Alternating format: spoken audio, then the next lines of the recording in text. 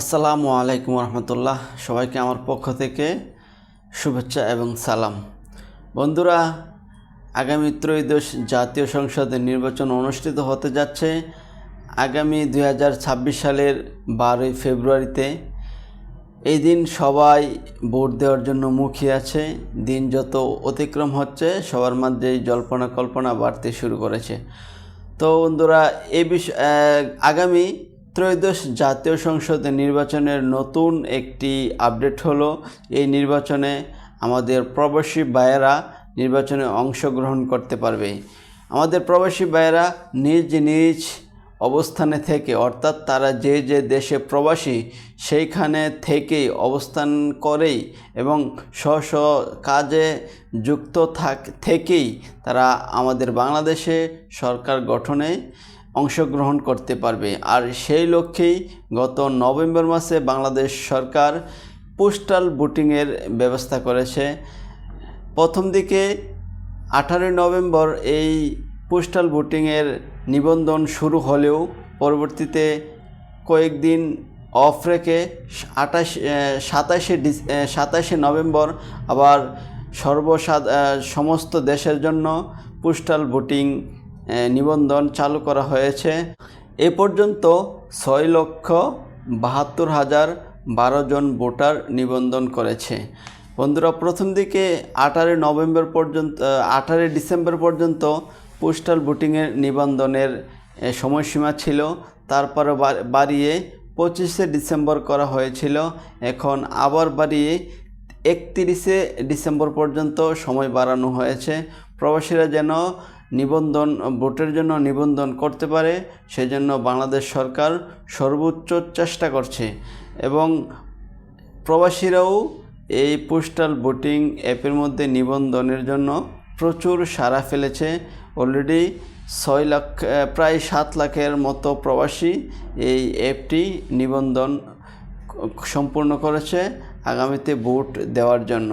তো শুধু তাই নয়, আরেকটি বিষয় রয়েছে। গত কয়েকদিনে সরকার 1,68,900 জন প্রবাসীর জন্য বাংলাদেশ নির্বাচন কমিশনের পক্ষ থেকে পোস্টাল ব্যালট পাঠানো হয়েছে।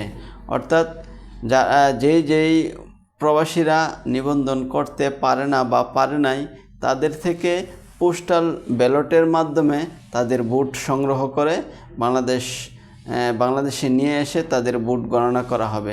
তারা যেই মার্কাকে এবং যেই দলকে ভোট দেবে সেই দলের মধ্যে ঘোষণা করা হবে। আমরা একটি বিষয় জানতে পারলাম যে যারা প্রবাসী রয়েছে তাদের প্রায় 80% প্রবাসী বাংলাদেশ জামাতে ইসলামকে সাপোর্ট করে এবং তারা নিবন্ধন করার পরপরই বলতেছে, নিবন্ধন করে ফেললাম, আলহামদুলিল্লাহ, আমরা বাংলাদেশ জামাতে ইসলামী তথা দাঁড়িপাল্লাতে আমাদের ভোট প্রয়োগ করব। কারণ প্রবাসীরা অনেক কষ্ট করে, তারা জানে যে আমাদের বাংলাদেশের সবথেকে বড় সমস্যা হলো দুর্নীতি। আর দুর্নীতি যদি বাংলাদেশে বন্ধ করা যায় তাহলে বাংলাদেশের 99% সমস্যার সমাধান হয়ে যাবে।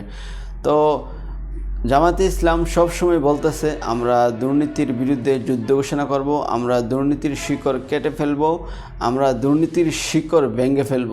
অর্থাৎ সবসময় তারা দুর্নীতির বিরুদ্ধে উচ্চ সুরে আওয়াজ তুলছে এবং তারা কখনোই দুর্নীতির সাথে আপোষ করে না। সেজন্য প্রবাসীরা, অধিকাংশ প্রবাসী, প্রায় 80% প্রবাসী বাংলাদেশ জামাতে ইসলামীকে সাপোর্ট করবে এবং বাংলাদেশ জামাতে ইসলামীর মার্কা দাঁড়িপাল্লাতে ভোট প্রদান করবে এমন একটি আশা করা যাচ্ছে।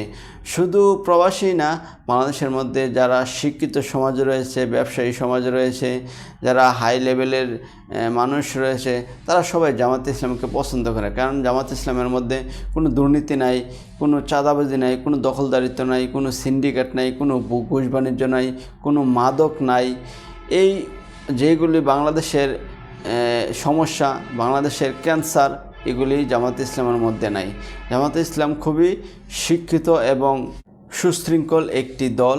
আমরা আশা করছি আগামীতে সারা বাংলাদেশের মানুষ ঐক্যবদ্ধ হয়ে আনন্দের সাথে দাঁড়িপাল্লাতে ভোট দিয়ে দাঁড়িপাল্লাকে জয়যুক্ত করবে ইনশাআল্লাহ। তো তো প্রবাসী বন্ধুদেরকে বলতে চাই, আপনারা এখনও যারা নিবন্ধন সম্পূর্ণ করেন নাই, আপনারা অতি তাড়াতাড়ি নিবন্ধন করে ফেলুন। আর মাত্র 6 দিন সময় বাকি রয়েছে নিবন্ধনের মধ্যে। আমরা অলরেডি দেখতে পাচ্ছি যে 7 লাখ প্লাস প্রায় 7 লাখের মতো প্রবাসী ভোটের জন্য নিবন্ধন করেছে। এই সংখ্যাটি যেন বেড়ে 17 লাখের মধ্যে পৌঁছে, আমরা সেই আশঙ্কা করব। এই 6 দিনের মধ্যে 6-7 লাখ বা 10 লাখের মতো যদি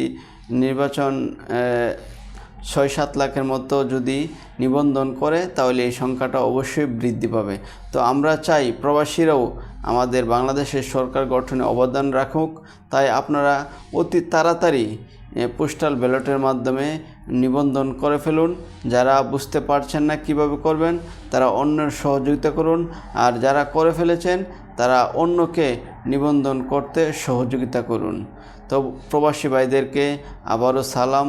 আপনাদের কষ্ট অর্জিত টাকা দিয়ে আমাদের এই বাংলাদেশ দাঁড়িয়ে আছে, আপনাদেরকে সবসময় সালাম। আপনারা এখন সবাই মিলে ঐক্যবদ্ধ হয়ে বাংলাদেশে একটি ন্যায়পরায়ণ শাসক আনতে সহায়তা করুন।